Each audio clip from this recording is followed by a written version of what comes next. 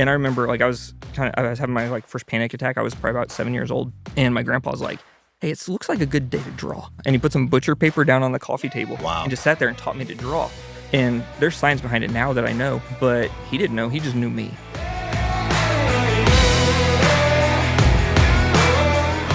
Mike, I think we need a new segment called Sandwich of the Week. Sandwich of the week. Yeah. Are you a massive sandwich guy? I am. I really like a good sandwich. And Just a bunch of bread? I asked you a question while we were at church the other day, and I asked you, have you been to Portillo's? And what did I say? You said get a hot dog. That's a Chicago place. It is a Chicago place, but do you also know what Chicago is pretty popular for? Yes. Hot You do? dogs. Deep dish pizza. They are. Mm-hmm. But at Rivers, Portillo's, wind, fire. all those things. All those things. But you know what you eat while you're experiencing all those things? Go ahead and say a outside? sandwich, man. We know you want to say a sandwich. It was an Italian beef sandwich. Ooh. So Do you like beef? Well, yeah. Who Do you doesn't like Italian beef? things?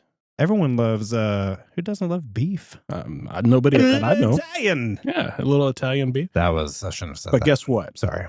Yeah. What made it really good was The au jus. the moist maker, as our friend Neil Essen would say. Wasn't the moist maker from Friends? Neil does not get to quote Friends. I heard it first from Neil. Ross has a turkey sandwich with the bread in the middle. It's the moist maker. Well, Neil is the one that I remember saying it, not Ross from Shout out to Neil. We can't say his full name on here on record because he would get in trouble. Sure. Okay, so is the whole are we wasting 3 minutes I'm talking just telling about you, bread? I want to introduce Sandwich of the Week because I think we need to help the public. Sandwich of the week, Portillo's, Italian beef. Go get you one. Thank you, Portillo's. Yes. End of sponsor content. Yes. And you can contact us through any of our Oh, you're really trying to make it? Well, how was your week? Did you have a good sandwich? It's weird to keep talking about sandwiches, man. So let's see. No sandwiches for me this week. It's a good week so far. Good Hot week. dogs. Good week. Yeah. Good dog. Good dog. Oh, you know what? Is a hot dog a sandwich? I actually have something here. Okay. If you had all the time in the world to make a hot dog, your preference on how you would cook it, what would you do? Would you use the microwave? Might use a Blackstone. Would you use a microwave? No. As a preference? Never. Never, ever. Right? Okay. Would you? Just for some occasional maybe listeners who are here, they prefer, I know some people who prefer the microwave. For hot dog. The number one choice. I understand the perplexed look you're giving me right now. And it's because so they're taking a mystery meat and putting it in a mystery cookie. They're making it even more. They want the Okay. carcinogens and the radiation to pulse through their veins. Yeah. With the mystery goo. Why don't you say that person's name, their full name, right here? Right I really now? want to, actually, but we'll Let's, protect his identity. okay. So he knows who he is. He knows. You Right can now. also contact us, mystery person, for some help. Speaking of mystery And people, maybe for a better sandwich. is there a mystery person on today's episode, by any chance? Well, not a mystery to me, maybe mystery to you, maybe mystery to other people. Mystery to the universe. Somebody that I have actually worked with in a corporate setting for a while. So you wore your shoes in this setting? No, he knows that I don't like shoes. In the corporate setting, you didn't wear no. shoes? Well, he knows I didn't like it. Okay. But he is I would say this guy, he's got a lot of depth to him. You never know what he's going to be doing. You never know where life is going to take him or what his next project's going to be. Yep. Very interesting guy. I find him very interesting. I think you're going to find him interesting. Very Other interesting. people listening are going to find him interesting without The putting too much mystery pressure man. on him. No pressure at all. Who is it? It's my very good friend, Jake Brown. Jake Brown in the house, everyone. Yes. He is here live in person at the NQT studios. You did not clap near the microphone, so we could not hear that. It's so close to my face. Yeah, that's true. I'm kind of doing a Viking. The mic is kind of in Chris's mouth right now. Jake. Hey, guys. Thanks for being here. Thanks for not putting the microphone in your mouth like Chris and for keeping your shoes on. But always a pleasure. I did wear sandals. That's true. Kind of meet halfway. That's true. We're wearing sandals. Jake is here in person. In person, yeah. And so we met each other when we were working at the same marketing so long agency. Long pause. Do you remember? Dramatic. I remember first meeting does, you. you know what? Hey, Jake was the first face. It did look like he was trying to figure it out as he was talking. Like, Well, there's a little trauma There's a associated story. with Oh, it. that's why. Yeah. Okay. So hold on your Story. seat, You Mike. can you share this story? I believe I can. Do we need to think use he's fake trying. names? Okay, go ahead. I actually walked into this agency. I was about to have an interview. Okay. And I was expecting somebody to meet me at the front. Okay, gotcha. I was okay with the fact that there wasn't really anybody there. Figured, okay, they're just a busy agency. Somebody's going to come out here. Well, hold on. You have to go in through a glass door, and then you walk, I don't know, 30 feet, this like concrete walkway, and then all of a sudden you're in the office, but you're just like walking past this glass stuff. So. It almost felt like a dare. Like, do you continue to walk through here or not? Yeah. And the first person I see is Jake, and I'm like, wow, okay, who is this bearded fellow that's coming naturally coming my way? He must be the guy who's about to greet me. Well, he does greet me. He's like, "Are you here for an interview?" Yes. Sit down over there. So I think he went to go get somebody. But I can never confirm it. Where were all these employees? Where was everyone? We were working. They were working. It was working. It was a workshop. It was a. So turns out we actually had been going to church together for a year or so, had seen each other across the room. I didn't remember, out of context. I was focused. I was going to do something. Yeah. And he was in my way. Yeah. And I'm just like, hey, like, why are you here? Yeah. It's like, get out of the way, man. I'm trying to work right now. Yeah, so totally not nice. And they took away all hospitality off of there. Like, don't let Jake see people. Man, didn't phase me. Got the job. Yeah. Jake and I became friends pretty early in, I think. Over a couple Aldi frozen burritos. Yes. So Jake was very thrifty, and I could tell you what, he was able to make a sack of burritos last several months at least.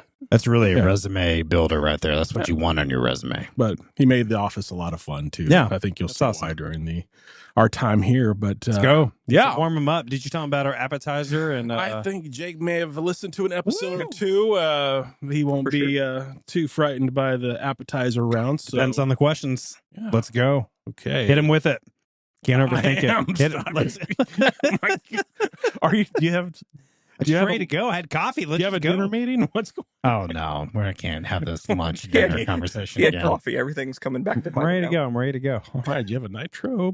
No. You have cold brew? No, okay. cold brew. All right. Question number 1. There we go. Ready. Okay.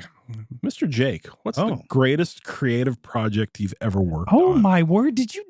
That's like a really hard question. I was like, what is this? Anyone who says, what's the greatest thing you've ever done? Like that. Okay, let me revise it. Jake, what's a creative project you've worked on that you enjoyed? That's better. Okay, creative project I enjoyed. It was really funny because like creative that I enjoyed, like that instantly like changed everything. That I enjoyed. Man, if it helps, you just think about the greatest one you've ever worked on. Let me preface this with the fact that Jake is one of the most creative people that I know. Oh, so it's not just asking a random guy off the street. Oh, no, I know. So I will give him the floor now. The floor. All right. A few years ago, I actually got to work with a brewery out in Texas, and they just asked me for artwork for something.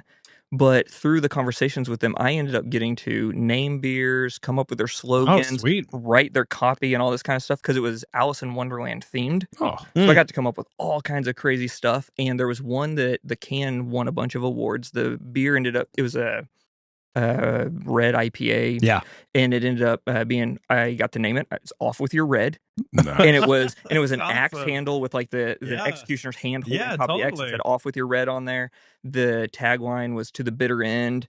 And like the whole thing, it was like everything we got to do was just so like, I mean, imagine just sitting around and chasing every joke until it died and then running an extra mile with it. And everything we did with him was like that. So if we give you a character, you can recall the actual brand or the derivative there? You mean for theirs? Like, right. I mean, we used a lot of characters and stuff out of there. Yeah. All right. Do you have a character in your mind that you're wanting? I was thinking the White Rabbit. Well, we didn't use the White Rabbit because he represented the brewery. Okay. Come on, Chris. You don't know this already. Cheshire Cat? Yeah, so we had it was called the Teleporting Cat Project. See, the Teleporting Cat Project. That's your second guess. What about the two fat boys? Tweedledee and Tweedledum. Yeah, so we had a beer called Tweedle Yum. Yeah. Yeah. Okay. Man, that sounds awesome. Did you get an unlimited supply of Off With Your Red after you worked on this? Do you have a gold card? Okay, he can't talk about that. That's a personal question. You shoot a question. Better move on to number two. Let's number two. Break this awkwardness here. Okay. Best game to play in a corporate setting involving a hallway. Which, by the way, we clearly ask every guest these questions. Why would we not we ask? Would never make them specific. Best game to play in a corporate setting involving a hallway. That's to everybody. The natural question you asked. I think we asked Adam McBride that too. Of course. Jeff Of course. Carroll. Why wouldn't we? Yep. Maybe we need to go back and read the book. Yeah, 100% Hallway Assassin. Hallway Assassin. That sounds like a fun game. Okay, so what? Go ahead, Mike. Ask you. What's Hallway Assassin? Oh, Chris knows. Yeah, I know. I'd rather hear from you, Jay. Okay. Do you want the backstory or just tell you the game? Just tell me the game. Okay. So basically, you're sitting at your desk and you hate it and you want to interact with people. So you go to the bathroom, whatever, you sneak off to the hallway. And if you see another employee, you assassinate them. But it has to be in the most random, weird way possible. So you see each other, you yell out this random way that you're killing them, and whoever wins, wins. Like, whoever has the weirdest thing wins. Like Chinese Star. You yell it out? Yeah, like in the hallway, I mean, you could be like, poison darts. You can yell like, giant kraken. Yeah. Like whatever it is. Yeah. No, that's this is like the classic cubicle office setting. You're like, I need to get up from my desk. Yeah, it was why we came up with these games. A lot of fun. It was glorious. What was one of your best kills? Like, what was the most random thing you yelled out? Yeah, in the hallway. Godzilla with a pen. Yeah. Oh, yeah. Something like that, maybe. Do you remember one of yours? Off the top of your head? Thousands of them. I don't. Bruce Lee nunchucks. Was there anything with like a block of cheese? Did anyone ever take one? I don't think we went the cheese route. You didn't grate a block of cheese over someone's eyes? No, it might have been a poison taco or something like that. Yeah, definitely. There weren't a lot of food poisoning related ones. Really? Yeah, everyone's hungry while you're playing the game, so you just keep working in food however you need Most people are walking toward the bathroom or back. Yeah, so, yeah. Basically, you're walking to or from the bathroom and you yell at people. It's a perfect time. That sounds like a wonderful game. It's a great game. We can start playing. Start in right now. Chinese Star in the throat. Ah, okay. Here, you take the rest of the appetizers. Oh, here we go. Okay, you go. Resurrected. All right. Favorite part about living in France? Favorite part again? We ask this to everybody again. Still, well, you start food. Yeah. Well, it was the food. Okay, give us a little bit of a meal there. I gave you a sandwich earlier. Crying right now, like I'm hurting, I'm missing. Yes. To the audience that we don't have a camera on, Jake really is shedding a tear over France. Favorite thing that I miss was just walking by a boulangerie and like grabbing a baguette, and it's just like fresh, like straight out, like burn your fingers because it just came out of the the oven. Oh, yeah. And you're like, they're like 50 cents. So you got this like whole thing, and you're walking around eating it like that, and then getting fresh Nutella and just shoving, like ripping off the top of the baguette. And like the end of a baguette, you hollow it out. Now it's a cup. You fill that full of Nutella, and then you eat that. And then you were like crazy hyper, and it's like melting everywhere. And you're walking down the street, and everybody's like, "That's an American." I can tell how you did it. Isn't the bread like dramatically different over there than it is here too? Yeah, their flour's different. Yeah. So just for my own edification on talking, because you might know I have to ask this question. You were walking into where to get a baguette?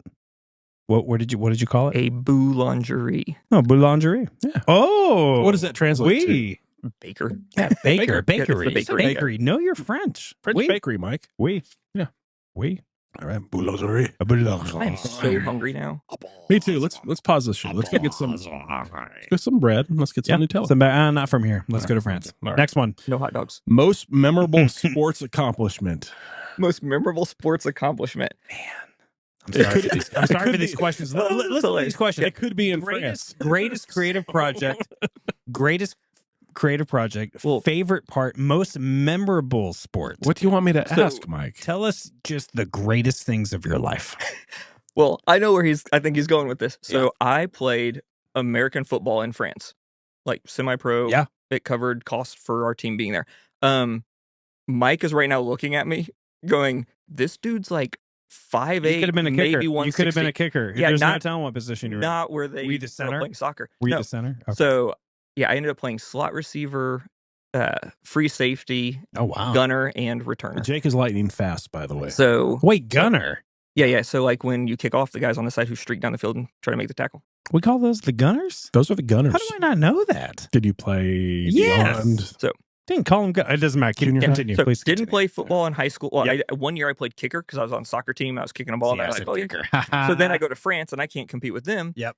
But I'm playing ultimate frisbee. They put me on the football team, and in my first game of like the season when I'm like legal to play and everything, 42 tackles, one game. Second game, I scored a touchdown on offense, defense, and special teams. Wow, lightning quick. Do you think it was because of the Nutella? Do you think that gave you the fuel possibly you needed? I figured it was because they were about as good as like 8-year-olds here.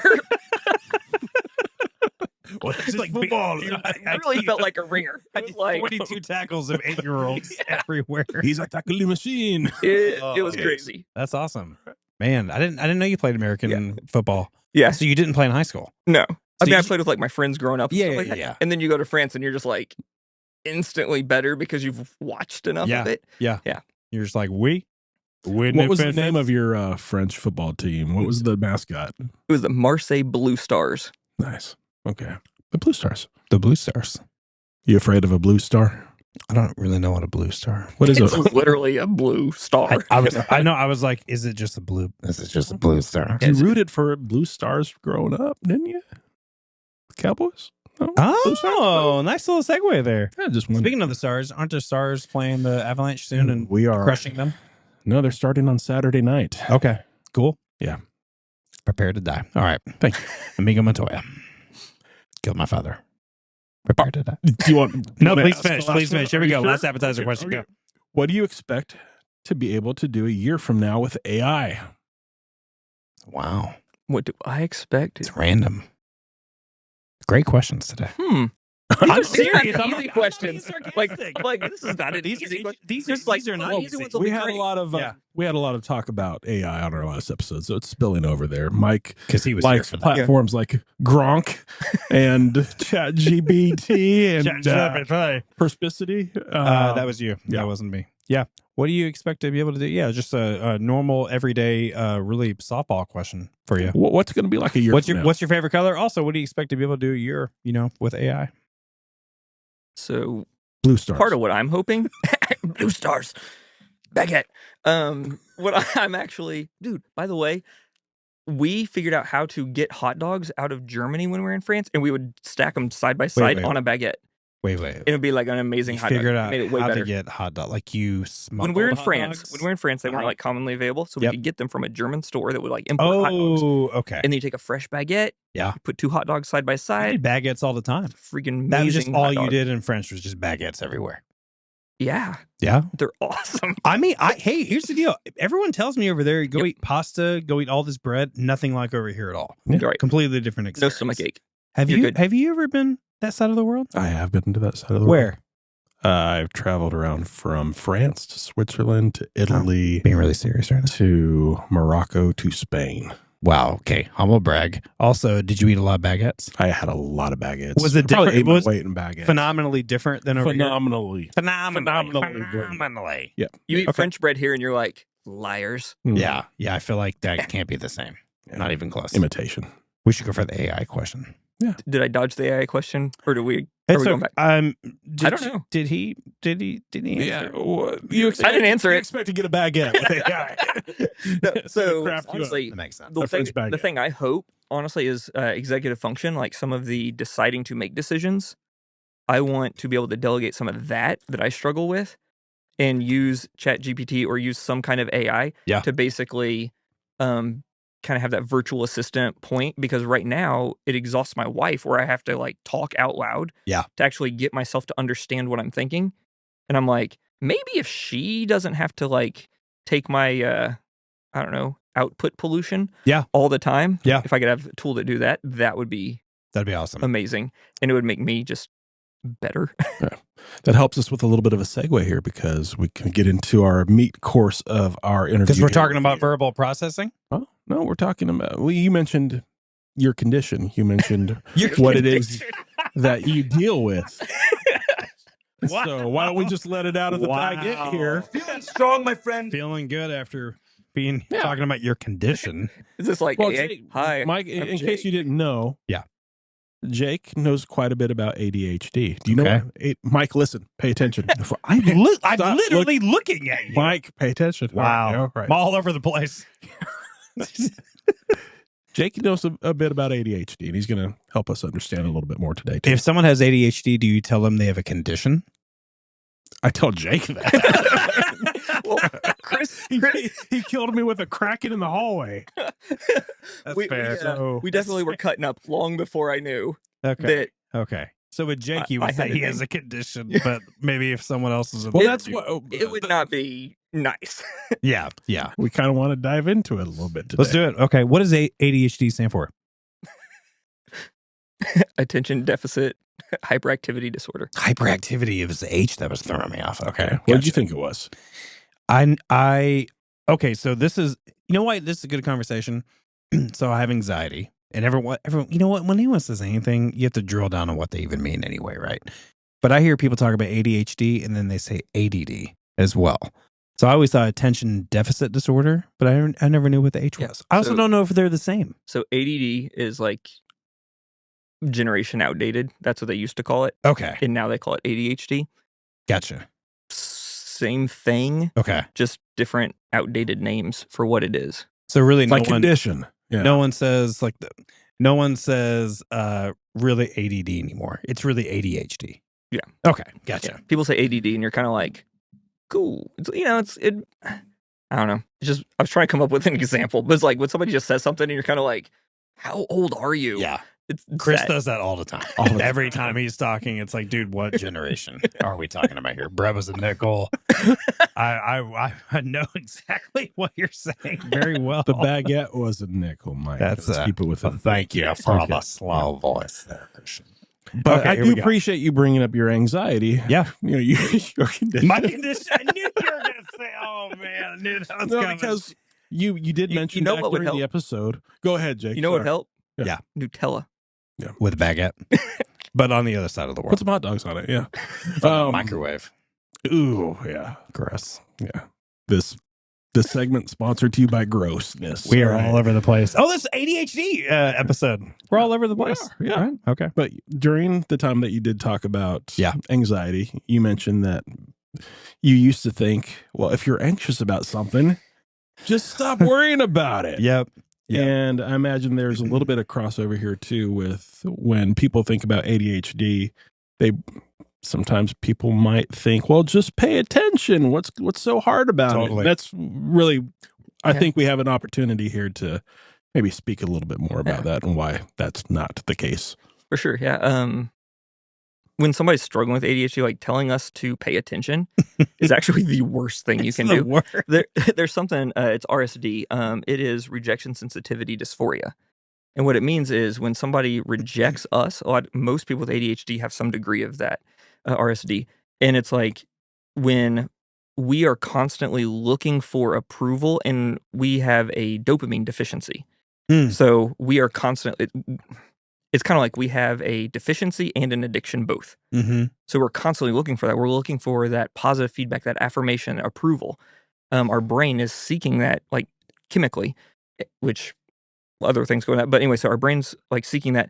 And then if you're saying pay attention, like you're layering failure on top of us, and it's something that we're failing at, and you're telling us to do more of it. And it's like, I don't have any of this. Mm-hmm. How can I do more of it? Mm-hmm. But then it adds these layers of I'm failing. But then when there's the rejection sensitivity, but when it becomes the dysphoria, we start to change who we believe we are based on that feedback. So then it's like, pay attention more. Yeah. What if I could? Yeah. Thanks. It's kind of like, again, it's like a vicious cycle, probably. Like, I'm short and people are like, hey, reach up there and grab that. Yeah, I would if I could. Yeah. Like just telling me to reach higher is not going to fix anything. Do it. So... Does that mean I have a follow-up question? So sorry, co-host Christian. So do most people with ADHD they have an RSD? I think a lot of people would. Maybe they wouldn't call it RSD. Yep. I think a lot of people would want approval. But why would that be more common with like an ADHD? So someone with that. I wouldn't necessarily say most, but I say it's very, very common. Uh-huh. There's some degree of it. Yeah. And again, because of our executive function, so think of it as there's an operating system that runs a computer. So you've got that program that's called an OS, Chris. So you got that running below, and then all the other programs are on top of it. Well, that's kind of your executive function. That's what baseline runs everything. That's what ADHD is. It is an executive function issue. So the program that all the other programs are built on has that issue. And part of that program is the fact that we know that we're different. We don't fit. We can see that things make sense differently. And we're always trying to fit in. So then when you have the RSD, so with the RS, everybody's kind of got that. We've got that. But the problem is we very quickly start to change who we are to try and not stand out. Yeah. We're not like we want to fit, not stand out. So then we change how we see ourselves. So that'll take us back to when you first found out that this was a reality for you. Okay. So I'm gonna back up a little bit further. In first grade, it was the first time that I realized that I was different. Didn't know I had ADHD until I was in my 20s. But in first grade, we were sitting there and they put you in little groups. I mean, first off, this is not like high level education. My dad was in the Air Force and I was like on a base on a school on the base. So it was like, somebody's wife was my teacher kind of thing. Deployed people's teacher. So we're sitting there and they're dividing us based on our reading skills in first grade. And it's like, Eagles, like everybody come over here. You're an Eagle. Blue Jays, come over here. And then there were two of us, me and the kid who sits in the back of class, eats his boogers. We were crows. And I remember thinking, nobody wants to be a crow. Like, I remember thinking, like I was so excited about how does the teacher see me? Like, how am I going to fit in? I'm going to have a group. And I didn't realize I was just a little kid and I was a crow. Yeah. You're thrown in the back with the kid eating his boogers. Right. Yeah. Was he happy to be a crow or was he too He probably didn't care. He's eating his booger. He doesn't care. We didn't even practice reading. They gave us sheets to color. So, like, we didn't even practice reading. Like, that's the level, right? Yeah. So I was kind of like, sit back here and don't distract the other kids. And I was like, okay. And that's the first time in school that I remember going, this is weird. Yeah. So I just leaned into it and enjoyed art the whole way through. But then going, like, that was different. And then just lots of moments like that the way I understood things, the way that things worked, it was different for me. Communication was always kind of hard. Reading was hard. I also have dyslexia, so reading was very hard. And then in my 20s, late 20s, I remember my wife and I were going, it was after we moved back to the States and we were going to a counselor because of reentry where I was having a lot of trouble with culture changes, especially so much English around me all the time. I was struggling with that. And I was talking real fast and everything. He was like, let's give you this assessment. And I was assessed and diagnosed with ADHD. And I remember getting that diagnosis and going, really? And as we're walking out of the building, I call my mom and I'm like, hey, I have ADHD. And she's like, yeah? I was like, no, I just got diagnosed with ADHD. She's like, right? I'm like, I just sat there and she's like, we know. I'm like, wait, y'all knew and nobody told me? She's like, well, anybody who's talked to you for 5 minutes knows. And I was like, that would have been helpful to know that like there are tools out there or whatever. It was just kind of like, I'm not just on this island fighting for acceptance. Yeah. It's like, oh, huh. Man. How old were you when that happened? Late 20s. That was late 20s? Yeah. Okay. She's like, yeah, obviously you've had that the whole time. I'm like, no one has said anything to me the whole time. Yeah. Wow. And I felt like, honestly, I was there and I felt like when he told me that and I looked at some of the documents and stuff about it, it was kind of like I was sitting there and it'd be like if we were playing a card game for like 20 years. Yeah. And then all of a sudden you guys told me what the rules were. Yeah. And I was like, oh. Yeah. Whoops. Now I know what we're doing. It would have been nice to know the whole time. Yeah. Would have been good to know yesterday. Yeah. There are red cards in this deck? What? They mean something? I get that. Just want to touch real briefly on the fact that, okay, Jake is a very talented artist. And so when you mentioned that you worked on your art during those times that the Eagles were flying and the Blue Jays were... the crows were eating boogers. The crows were eating boogers. Is that part of what drew you to art even more? Was the fact that you got to... Well, they weren't letting him read. Yeah.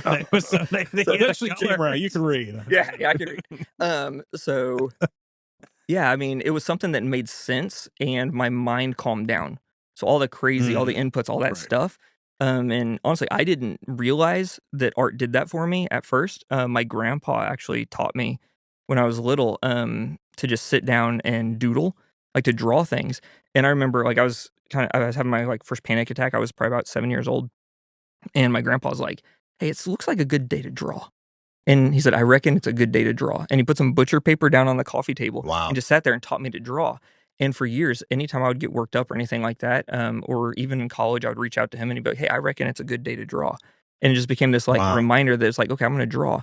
And there's science behind it now that I know, but he didn't know. He just knew me. And it was like I would sit down and I can draw, and eventually all the stuff that's scattered in my mind or hanging on to me just kind of would rest. It would kind of let go. And that's where art made sense to me, or when I needed to process stuff, that's where I could go. Another probably part of it is I have synesthesia, which means I process information through the wrong senses in my brain. So imagery and drawing is tactile. Like there's a lot of senses that go into that. And then because that was comfortable and calm for me, I actually went into a career with drawing and graphic design and all that, and basically abused my therapy to the point where things started falling apart. Where it was just like I had nowhere to go for the calm because that was my job and it was all judged. Oh, I see what you're saying. Yeah, like people were constantly judging, and it was like I just don't want to draw anymore. I don't want to do this. So it almost ruined the calming down effect. It 100% Wow. it did. Interesting. And then at one point, wow, we're going to loop back here. I had moved into a management role and I wasn't doing much design anymore. And then that's when the brewery came in and they're like, "Hey, you want to draw some stuff?" And it was like, we're going to do random stuff. And I just started drawing on theirs, and I did it in a different style than I'd ever done before. And it was just real sloppy and loose and fast. And I was able to I kind of rediscovered that and then started doodling back again on that. So I have no idea where we started with this question. It doesn't matter. But that is kind of, school doodle. So drawing. And then teachers would put me in the back of the room and just be like, "Sit back here and draw so you don't distract the other kids." And I was like, "Okay, cool." So it was kind of like, it was the only thing that I knew I was good at when I was little. Oh, yeah. What did you do when it became more of your job and not like an outlet to kind of, I don't know, release or kind of slow down the brain or calm down? Like, what did you do during that time for like a different outlet, or did you have another outlet? I just got angry. You just you didn't really so you didn't really have I lost it. Yeah. Do you think anyone with ADHD, like everyone would need to find some type of outlet like that? Well, because it's probably not drawing. I like to use the word outlet. The way I look at it is what you need to find is some kind of output that is not judged. Yeah. Because most of our output from age 4, we all have been conditioned to know that our output is judged. It's work. And we are rewarded and people respond differently based on our outputs. Yep. So we get our value based on our outputs, which is not healthy at all, but it is our society. Sure. Like, and at age 4, kids recognize that and start to change their behavior and how they act and everything, even their identity. So it's like, okay. But then if we spend a lot of our life, work and everything that we do, all output is judged.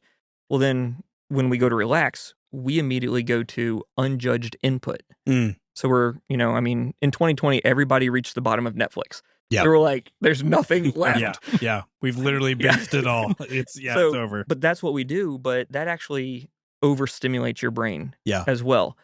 But it doesn't hurt in the same way. So what I have found from, talking to doctors and everything and going through this is if you can find output that isn't judged. And a lot of people are like, well, I go on a walk and I do a lot. And I'm like, that's great. Yeah. If you can do it without counting your steps. Yes. Like, not evaluating your health. Right. Is there something? And then for me, a lot of times when I teach people, like I'll go to conferences and teach people with ADHD or whoever to use this doodle technique. And the idea is the part that everybody hates, like I thought I was going to get beat up in October. I was at an event. I have them do this doodle. It takes less than 2 minutes. Yeah. And then you fold it up, you wad it up and you throw it across the room. You throw it to the front of the room, you throw it away. And people are so mad. Driving them crazy. Because they're like, I just made that. And the thing is, we are addicted to that judgment, to that approval. Interesting. And it's like, you want to show it to your nephew. You want to show it to your kid. You want your wife to see it. You want to look at it next week. Well, somebody's going to judge it. And approval is a judgment. Yeah. So back to the doodling. Finding a thing that nobody is judging you for. Like make something. Don't ingest more, but make something. Put it out there. And then it's trash. Yeah. Because you're not aiming for the output. You're aiming for the outcome, which is that calm, that relaxed state. So. That's good. That's smart. So it's almost like whatever it is you're doing, be willing to let it go because you're not evaluating it. Right. It's like, I don't know if hobby is the right word, but some type of outlet or output, like you're saying. Right. What are, like, when you've been at conferences and stuff like that, what are different examples? Like, some people draw and some people would do like what? Like, does anything come to mind? So I like the doodling because it, like, paper and a pen and trash. Yeah. Like, it's super simple. You can do. A lot of people do walks. They like exercising. Some people do dancing, things like that. Another thing with doodling is you can do it in a room and people won't notice it.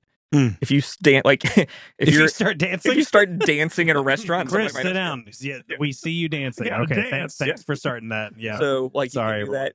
You start dancing. There are different things like that, but backspin.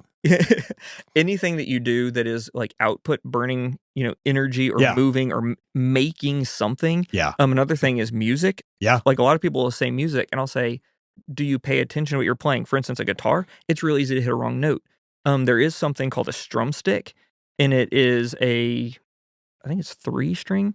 It's like a guitar. And the thing is, everything's open, but you only put your hand on the bottom string, and anywhere you go, it is a chord. There is no way to have something out of tune on a strum stick. So the thing is, you can be anywhere on there. It's a chord. Yeah. Any rhythm that you play, like, it's right. So then it won't throw you off. You can just play it. And if other people hear you, you're not going to be judged. Yeah. You're not going to judge yourself because you're not practicing. So the judged input is kind of practice and study. Like, that's where that is. So if you have a way to make something that can't be wrong. Yeah.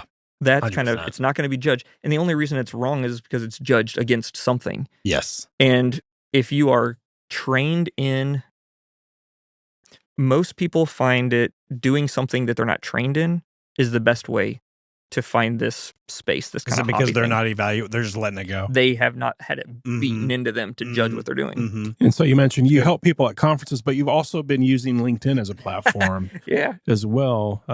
Doodling to calm your noodle is a way that you've described it.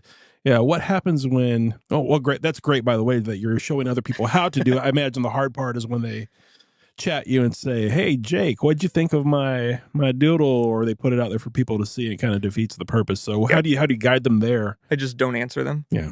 I just tell them, I'm like, I'm not going to judge it. I'm like, hey, I'm glad doodling is working for you. And I don't actually comment on the doodle. I comment on the act of doodling.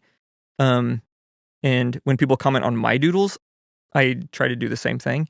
Because I view it as, this sounds really bad, LinkedIn is the trash bin. In my mind, I have to do it. Like, I doodle, and then I usually, like, I'll take it, I do videos or something like that, and I post it out there. And it's, a lot of times, whatever I write in the post has absolutely nothing to do with going on in the doodle. But I'll put that out there and just let people know, like, this is what it is. And it's ridiculous because, like, I've more than doubled my LinkedIn following. There's, like, thousands of people now are, like, following me on LinkedIn, and I'm like, because I'm the 7-year-old doodling on LinkedIn. Great. The guy with the boogers actually might follow you on LinkedIn. He's probably on there. So does that? He's probably Banksy, right? Do you find yourself? Wouldn't that turn into just an immediate evaluation of the doodles? I mean, like, just like, do you post it because you're trying to encourage people about the practice, but not the actual doodle? Is that your goal, and like throwing it in the trash bin, so to speak? Okay. So I'm done with it, and there was a point where I started, like, I actually, at one point, I can remember saying I created a spreadsheet. Yeah. I was like, this was the doodle, these are the reactions, like social media marketing. I'm like, what? Like, what are my numbers coming in? Yeah. And I remember looking at it and going, like, I got up and I went and got a drink. It was apple juice. I walked back in there, I sat down, and I was like, I'm literally measuring and judging all of this. And I had to, like, step back out of it. And what I did, at that point, I actually went in and I took the numbers 1 through 31, and every day in the month of January, I turned that number into a dinosaur. And I just videoed that and posted it, and got to the point where I was like, I'm using this to calm myself down. Yeah. I'm going to video it, take photo, whatever, and I will post it.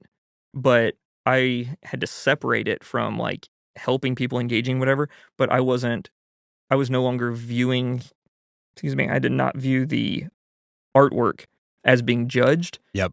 But the post and the interaction in the community I was building, that could be judged because I wanted to grow that. Yeah. The doodles were just basically the trash that, like, in my mind, it's kind of like, I'm done with this. It's done. Yeah. But it was what was getting people's attention. And then we got to talk about something important. Sure. It's like a doorway. I mean, I think there's like a good tension there. It was a way into community like that. You weren't really evaluating the way in, so to speak, but at least encouraged other people to, I don't know, find a practice. And there are a lot of people that are like, I can't draw. And I'm like, awesome. We're not drawing. We're doodling. Yeah.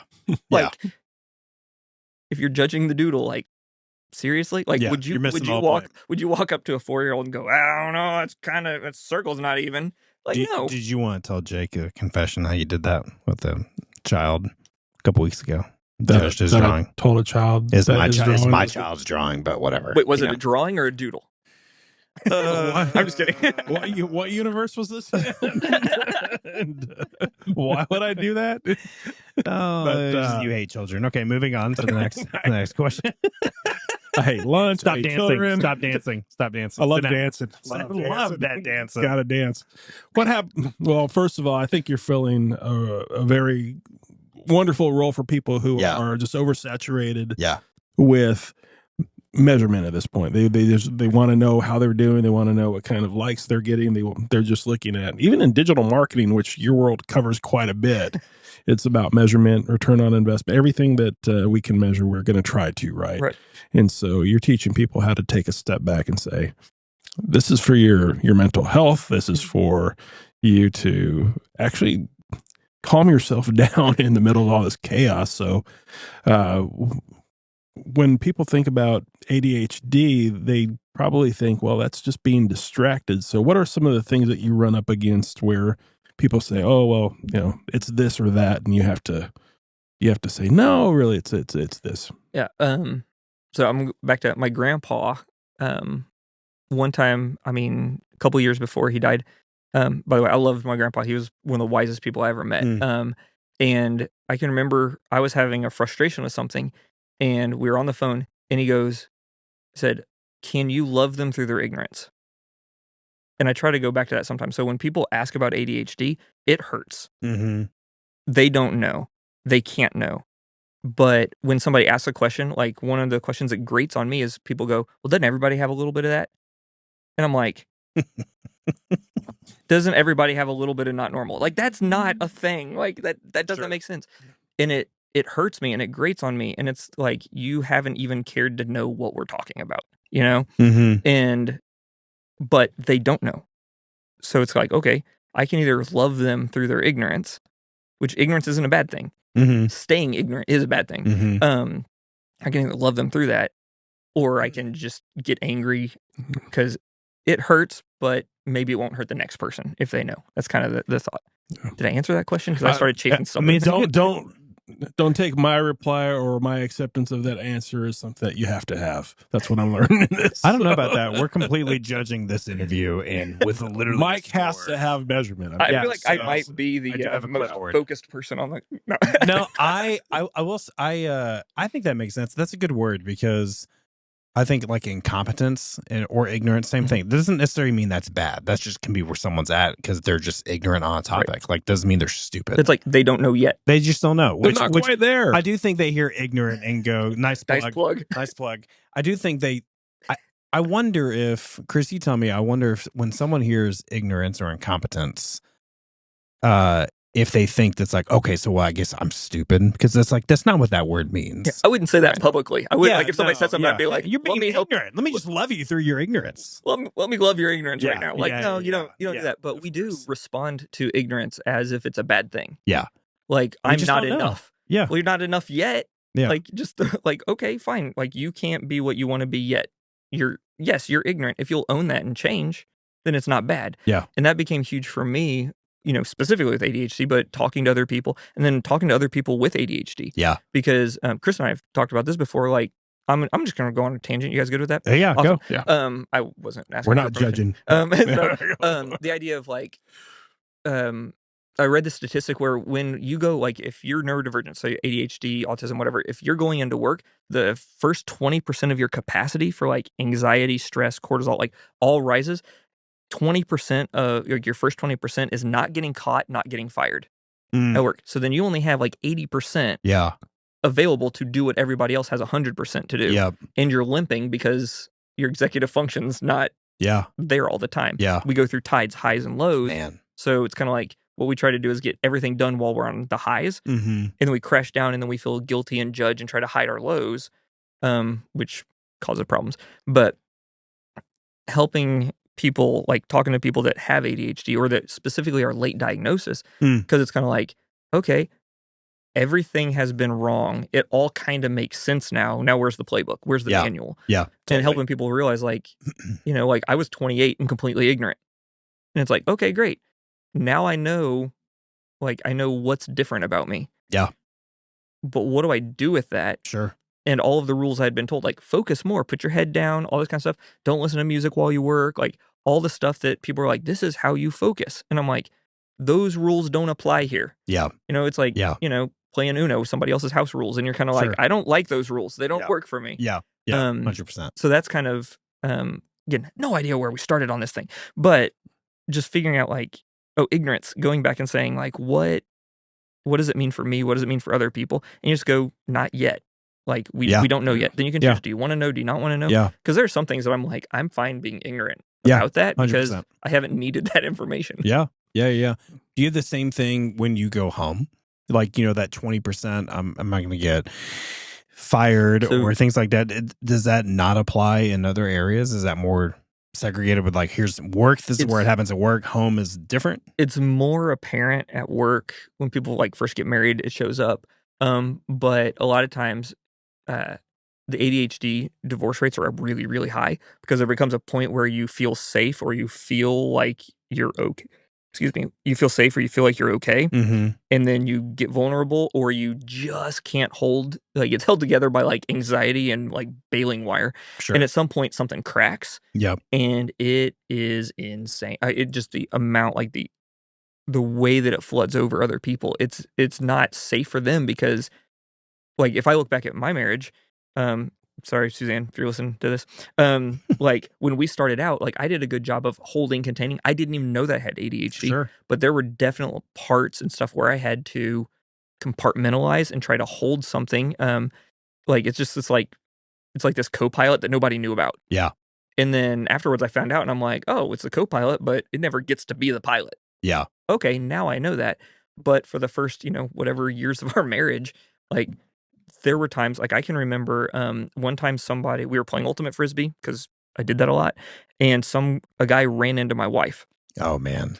And I charged down the field and planted my knee in between his shoulder blades and rode him to the ground, face first, broke his nose, just, like, straight down.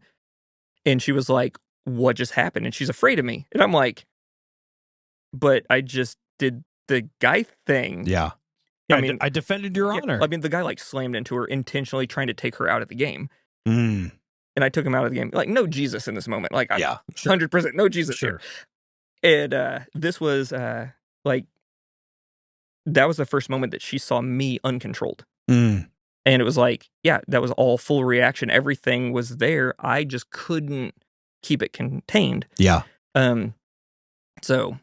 And you didn't know, right? That was in the States. That was before you knew, right? I knew that was in there. I didn't know what it was. I didn't know what was causing it. I thought everybody else was just better at containing it than I was. I was like, man, they don't let theirs out. I'm not going to let mine out. Yeah. Can't let them see this. So I'm like, man, I'm just really bad. Like, it's all bubbling just under the surface. Sure. And then later on, I found out, like, no, you're, like, that's actually part of you. And what happens is the bad, like, the stress and everything, when it doesn't have a steady outlet, it just becomes this beast that all of a sudden I can't, when I don't have, that extra 20% to keep it together, it's going to explode. It's just going to erupt. So then people get, so does that happen at home?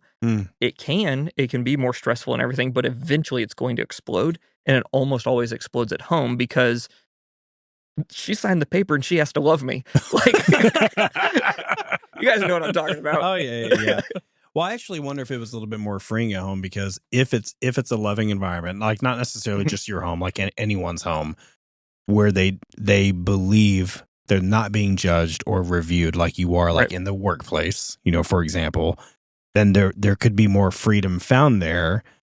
It's probably a tension between I have more freedom, but also since I have more freedom, and maybe it's like the end of the day, I might erupt. If that 20% was not getting caught, you spent everything else that you had at work. Yes. You're coming home empty. You have nothing. And at the same time, it's like, I feel safe. And so, like, when you say, when I got married, like my wife, if you say, like, there's the tides of when I'm focused and things are good, and then when I'm at, when everything, my executive function is really struggling and I don't have, like, control. You know, like I'm just really struggling on that stuff. Yeah. So I call those low tides. So if I've only shown her high tides because we're dating and I want, to show the best, same thing at work, high tides. And I might show her, into the mids, like all of a sudden we're like, she sees the top 60%. Sure.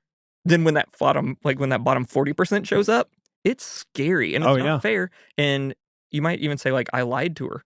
And I'm like, I did because I was lying to myself. Like I had no idea what was going on. Yeah. So, but she was the safe place.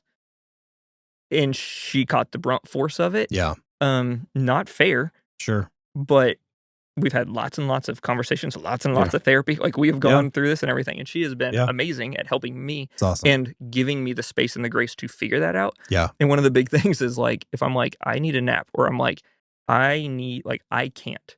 Like a lot of times I'll just say, I can't. Yeah. And now we use the terms like high tide, low tide. Like she'll be like, hey, we need to look at this stuff. And I'm like, I'm low. Yeah. Like right now. And she's like, okay. And we know, and I can map. I have a way that I help people map so they can project and where are the patterns of higher tides and lower tides and stuff like that. And we know like there are times that we can expect to have conversations, and times that she's like, basically, if I'm hungry, I'm good, and if I have just eaten, nothing. Not like, good. Low tides, nothing. If I have recently eaten, it's just like nothing's gonna get done. I can't process information quickly. I'm just gonna like sit there and stare at you. Yeah. Like, so as an example, baguette and the last time that I went out of town, well, I'm saying the last time I booked my own travel to go out of town, it took me 3 hours to book a flight on Expedia. Because you ate right before that? I ate, and then I sat down. I was like, this is the task I have to do. And I turned on some music, and I like just tried to get it, and I just couldn't make myself do it. And I started doing all the research and researching different airlines. Well, let's go back over here to Southwest because they have free luggage. I'm like, I don't even need luggage. I don't have luggage anymore. And it was like back and forth. I went to all this stuff, and I was chasing every rabbit. And then I'm like, oh, wait, my timer just went off because it's dinner time. Wow. And then I'm like, oh, look, this one's the cheap one. There we go. It's a direct flight. And I booked it because I was now in a time crunch, and I got out of there. And it's like, I did not have the focus capacity to keep myself contained on that. And that's the point where parents and everybody growing up, they're like, you just need to focus. Like, put your head down and focus. You're not going to go outside and play till you finish your math homework. And I'm like, literally the best way to get me to do math homework is give me 15 minutes outside. Yeah. So yeah, that's a good point. And how long have y'all been married?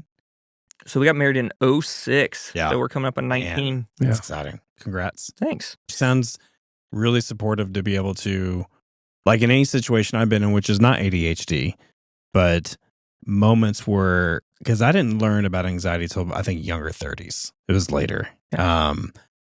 But my wife's been great at, now I can identify certain symptoms, right? Or maybe like a high tide almost, where I can tell my brain or whatever, I'm approaching the max capacity, where we'll be talking. I'm like, I can't do that thing right now. Like I can identify it, not always perfectly, but she's so great at like, all right, cool. Like the calm. Cause I feel like if anyone was around me or around you and they're like, are you sure? Are you okay? That would be like the worst. Yeah. Like, I need you to back off kind of a thing. Yeah. It ends in arguments. It's not going to be loud voices. Yeah. Or even if they like ask you to do something and then they belittle, or if we feel belittled, like they're taking it away from us, like, oh, you're a child, you can't do this. Then it's like, watch me do it. Like, let's go. And now I'm like accomplishing a task at her as opposed to for her. Yes. And then it's just ugly. And then it's like half done and it's garbage work. And then I don't get to recover. So it's like, I'm not good afterwards. And it's like, there's just this wake of damage. All the kids are sitting there crying. And I'm like, but we have macaroni. Oh, awesome. One of the things that I noticed about you right off the bat when we met, and Mike, I'll put you in this category too. You know yourself very well, so you can describe what you're going through, your feelings. You have a good understanding of who Jake is. You have a good understanding of who Mike is. So even knowing that, when you get to a point to where you know that you're maybe in a low tide, if you stop doodling, if you stop managing, because I imagine part of understanding yourself, you know how to manage when you're feeling this way or when you can feel this coming on, or what happens when you stop managing it? What does that look like for you? I hurt people, not like physically, but like just the relationship start to deteriorate. Or saying like, what do I experience when I start noticing it, or if I neglect it? Yeah. Okay. So, through both. for instance, if I don't, what I say, I call it honoring the low tides.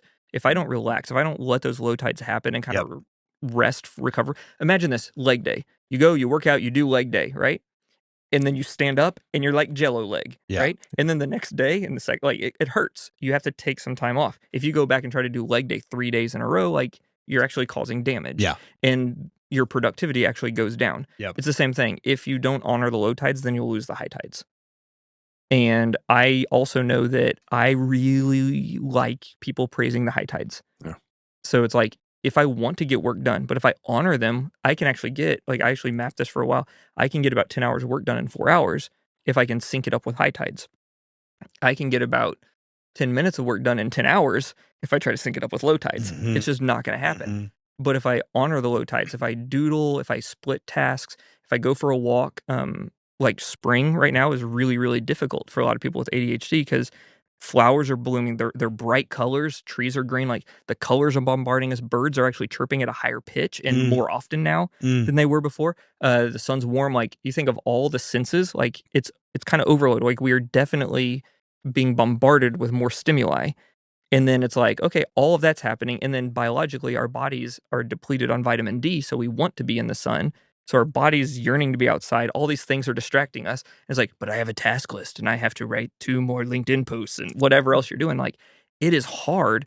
And what I've realized, especially, I thought about this before, but this spring I've been doing, it's like, if I will just acknowledge those happen in a low tide, it's like, okay, low tide, I just ate. I'm going to just go outside and spend 10 minutes and just acknowledge that these birds are loud and high pitched and having fun singing. And it's like, okay, spring is happening. And it kind of hurt, but I'm kind of like normalizing it. Like I go to it and I just acknowledge it and experience it. Then I can go back in and get work done, as opposed to trying to double down in that low tide and go, no, I have to focus. I have to drag myself up and appear to be at a high tide. So I get those high tides. I get that work done. I'm happier. My kids like this. Okay, here's the thing. Now that you ask this is what I'm going to start telling people. If people around you aren't smiling, you need to, like, at some point, if you are missing other people's smiles, you're probably out of sync. You need to look at that. And those are the times that I would say, like, if I go for a while and I'm like, man, my wife hasn't smiled. Like, if my wife doesn't smile for a couple days, I'm like, calling the counselor right now. It's like, we are getting this on the calendar. I am so far gone. We love laughter in our house. Just silly things, irony, like goofy nerd humor is great. Puns, we love puns. So if you're going and if you don't see joy around you, you're probably something's out of sync. And for me, that's what happens. And then it just becomes this almost a doom spiral if I don't intervene. I think part of you understanding yourself is why I'm excited that you are actually, because you wear a lot of different hats, and I'm not just talking about the current hat that you have on, but you do a lot of different things, and you get a lot done. And people might think, well, that really contradicts my idea of somebody with ADHD, but you get a lot of done, and you help a lot of people in a lot of different venues, formats, doing different things, consulting to even the graphic design work to, there's a lot that you can do. So I'm multi-interested. You're very multi-interested, but you also, being creative, you also are able to get projects to the finish line and do them really well. Thank you. And that's always been something that I've noticed about you. And so where I'm going with that is that you're helping people, you're doing these, you're sharing part of your journey with other people so that it can help them. But if you were to go back, say you get in the time machine, you go back to Jake, who's in the back of the room, you and your crow buddy. Eating the boogers. Well, Jake's not eating the crow buddy. But the crow buddy is. Yeah. He wouldn't share. Yeah. Oh, what do you tell yourself about this journey? No. I'm just moving on. That was bad. You just keep pushing through. So what do you tell yourself, young Jake, about this journey that you're about to go on to Are you going to say ADHD land? I don't know what you're about to say. Journey to? Just forward. I don't know. A couple things, like small kid, like I'd say, kid, you got a condition. No, I'm just kidding. That's on you, Chris. No, I would.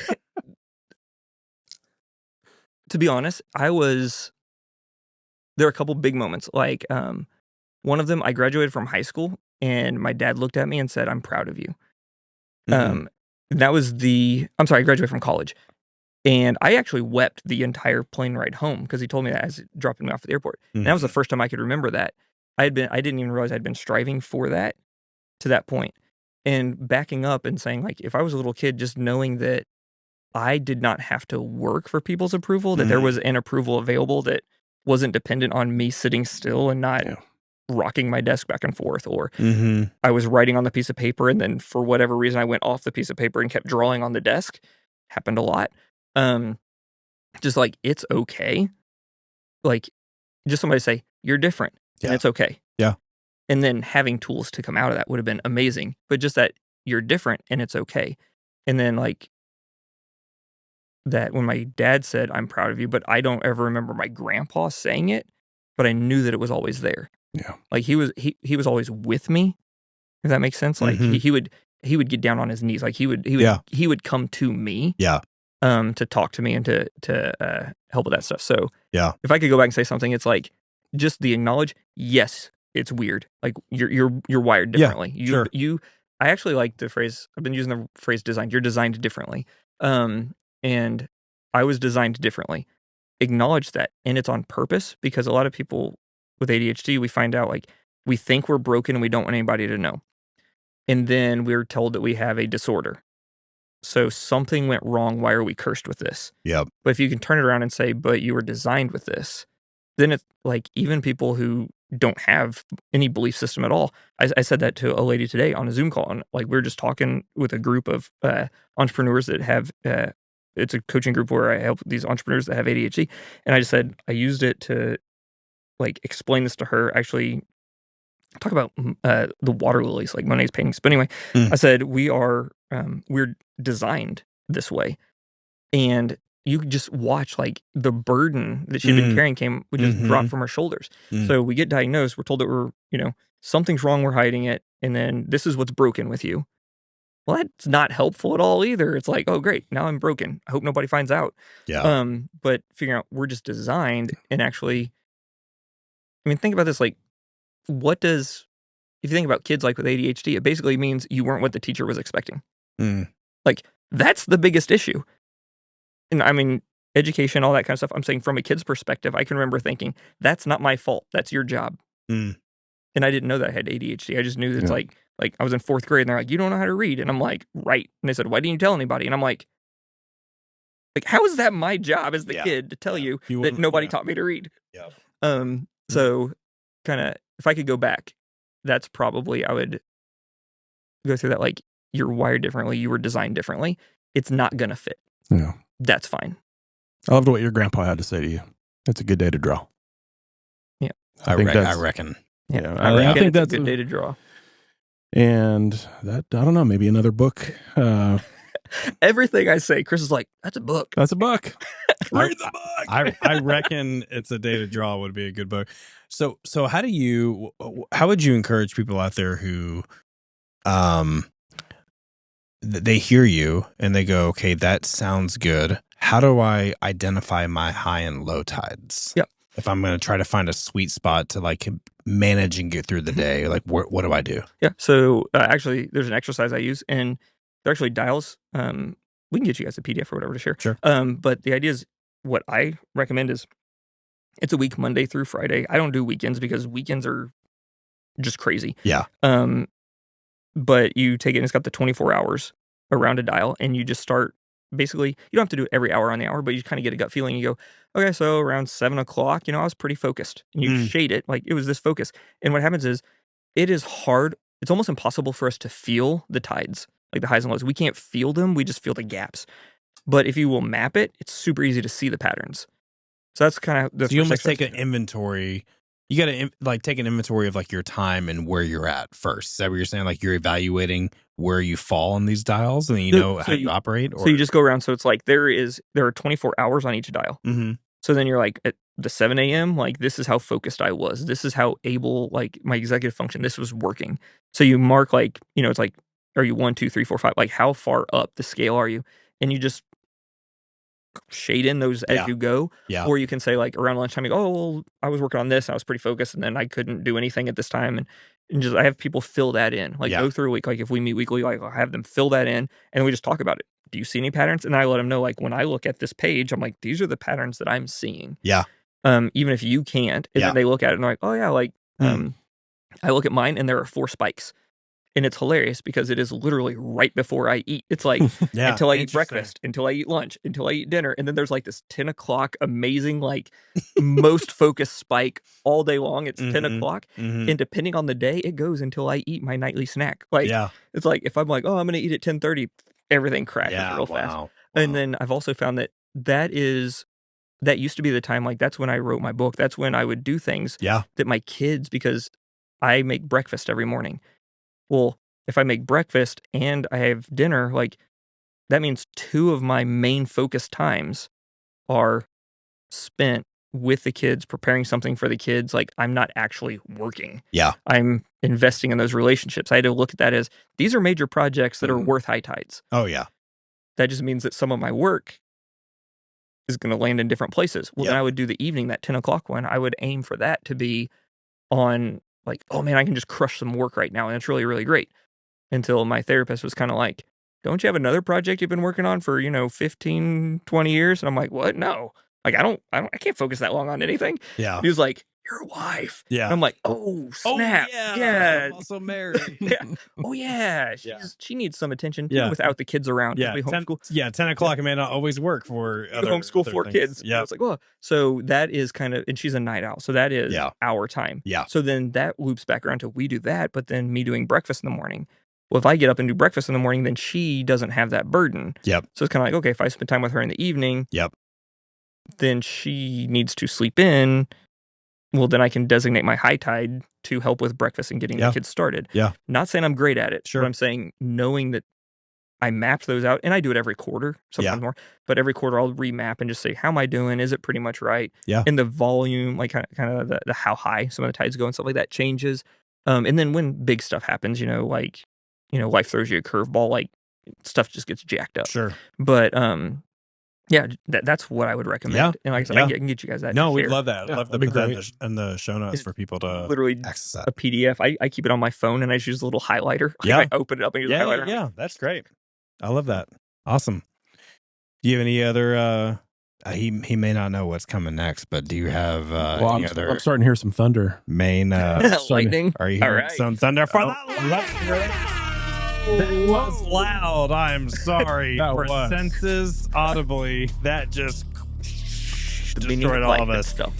This is the lightning round. So, in the ADHD, in the vein of ADHD, you basically can't really think about these answers, which sounds like then a nightmare. We're hoping you're in a high tide right now. This is the lightning and the I am nightmare very hungry right now. Yes, there he's gonna be ready to go. This is Somebody promised me chips and they weren't there. This is the that we might talk about that. It is the lightning round, and also the nightmare round. Okay, here we go. Without thinking too much.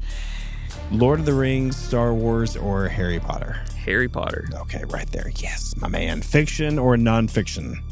What? Is that an answer? Can that be? Fiction or nonfiction? What? Like books. Books. I'm probably gonna go nonfiction. I really like memoirs. I like them to have a little bit of real to them. That's French. I like memoir. That's a good segue. Here we go. Favorite French food. You already asked that. Baguette, man. Baguette, what? Not just a baguette. Baguette with Nutella. Dude, baguette with Nutella. And if you want to follow up, crepes. Ooh. Love me a good crepe. A Nutella crepe? Nutella crepe, strawberry crepe. Do you just any crepe? in Nutella? Do you have like Nutella? Crepe. Do you have like a Nutella tap in your kitchen and it just so in out? France, you could buy it by the 2 kilo at Toys R Us. And I'm just gonna let you sit with that. Toys R Us? Yeah. Why would Toys? I don't understand. You don't question when God gives you a gift. You don't ask questions. 2 kilos. We're talking about kilos. Talking about drugs. Here we go. What book are you currently reading? Or what's a book? You're probably reading more than one. What's a memoir that you're reading? So actually, this one's not a memoir. Yeah, come on, Chris. Oh my goodness. What is it? The whatever, Kill and Hurry. What is the book? You guys know what I'm talking about? Whatever. Do you know what he's talking about? The one about like whatever red book, Demolishing Hurry. Relentless. Oh, come on! I know what you're talking about. We'll edit this back in. No. Insert title here. We're getting it in there. Destruction of Hurry. Were you guys It's just a big focused? red book. No, it's a red book. It's a relentless. No. We're keeping this in. Relentless destruction. I'm like so. I also love Andrew Peterson's Adorning the Dark. I read that every year. That book's really, really cool for me. So, I am reading a version, Wreck and Rise of Whitsun Mariner. It's part of the Green Ember series with one of my kids. Okay. We're kicking off one of the Harry Potter books. Yeah. Are you talking about the ruthless elimination of Hurry? That one. Is that what you're talking about? Yes. I knew that's what you were talking about. That's an excellent Sorry, book. I got distracted. Are you far into that book? So That's it is also a a book that I nice- started 3 times. That's also presented really well. It's one that I have started 3 times. Yep. And I think going through it slowly and leisurely is actually kind of my downfall with this book, because it's like, oh, I don't want to hurry through it. I want to absorb it all. And I think what I actually need to do is like power through it and then circle back and enjoy it. Have you read that book? I have not. That's a good book for you. Unlike lightning round. Here we go. Next question. Okay. I distracted you guys from lightning. Deserted Island. You have Not Desert Island. Yeah, not but Desert Island. You have one X. show you can watch on repeat. What is that show? Movie or TV show? TV show. Oh, Bob Ross. Just Bob The Joy Ross. of Painting Very Man. calm. Very calm. I would need that. Yeah, you would need that. A secondary question to that: Desert Island. What's one dessert you have on that island? Crepes. I was gonna say it can't be crepe. Okay, you got the crepe. Ice cream. Who do people say is your doppelganger? All right. Well, I just want to break. David Crowder, actually. Oh, I can see that now. That's That is right. an ugly man. That is offensive. It's not. You've been called Jake Crowder before, though. I have. All you gotta do, not a pretty man. just grow out the. I used to. Okay. I used can to see have that now. David long Crowder. beard, the glasses. Sorry, David Crowder. We do not think you're ugly. If you were not named Jake, final question: if you were not named Jake, what would you have liked to have been named? Can I tell a quick story about this? So in 2nd grade, my parents went in for a parent-teacher conference, and they couldn't see, like, it was an open house or whatever. They went around and looked through the pictures, and none of my work was there. And they're like, "Where's your work?" and all this kind of stuff. And the teacher came up. She was like, "Hi, Tony." So at the beginning of the year, like I had changed schools at this new school. The teacher goes, "If there's a name you would prefer to be called," and I said, "I'd like to be called Tony." Tony. So I went through like a whole 6 weeks at school. What? Everybody at school thought my name was Tony. And my parents were like, "What?" Wow. I just cannot see Tony's. Tony is the answer. Why'd you pick Tony? I actually That's don't know. Like Timmy or something. I know, Like it Tony, just- call me Tony. I call you Tony from now on. Sounds like a Come good, on. strong name. I don't know. It's funny. It's hard to see him as Tony, but now I really want to just call him Tony from now on. So I guess that's what it would be. Hey, Wow. Tony. No, Tony. Well, Tony, thank you so much for thanks for being here and sharing. I mean, it's also I also think it's vulnerable to share about kind of what you've gone through and or how you're designed. I like the way of saying it like that. You're just sharing about how you're designed, and I think it's hard to learn. I think Christine can attest to this. I mean, it's hard to learn to embrace how we're designed, even if it looks different than like the rest of the world. But it's cool to hear your journey and how you've embraced it to the point of actually turning around and helping other people with it, just because you know where they're at. Like you can identify with that and things like that. And I think that's so needed, because I think there's a lot of people, whether it's ADHD or anxiety or they suffer from a Chris condition or something like that. Shoelessness, Chris. I just condition all people are suffering from right now. I think there's a lot of people out there with different things going on in their lives, and sometimes they don't know that it's safe to talk about it, or they think they're on their own or in an island or things like that. So I just love conversations like this, because I really think it could help. I know it will help a lot of people and have them embrace how they're designed each day. That's just a great way. I like embracing like how you're designed. That's a cool way of saying it. Well said, Mike.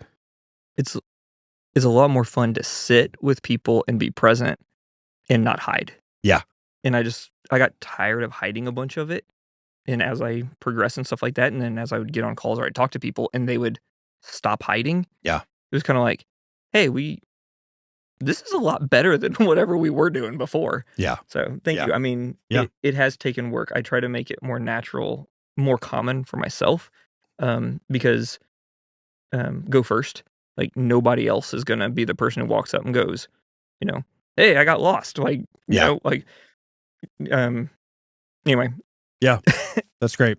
What are you currently working on? Like, where can people find you if they're looking to talk more about it, they want resources, something like that? The fastest, you can find me on LinkedIn. I think my handle's Airballoon. But if my website, the fastest way to get there is jakebrown.co. Okay. And there's some stuff about the doodling and stuff like that. You could contact me there. Okay. Yeah. Awesome. Yeah. Jake Brown, everyone. Chris. Jake Brown. Yeah, I'm just glad to know you. You've been yourself from day one, and I've always appreciated that. And thank you for killing me so many times with a flying piano in the hallway. Oh, that's a good one. Or cracking with the Chinese star. Yeah. Oh, man. It's been great, man. You're awesome. I love you. Love you too.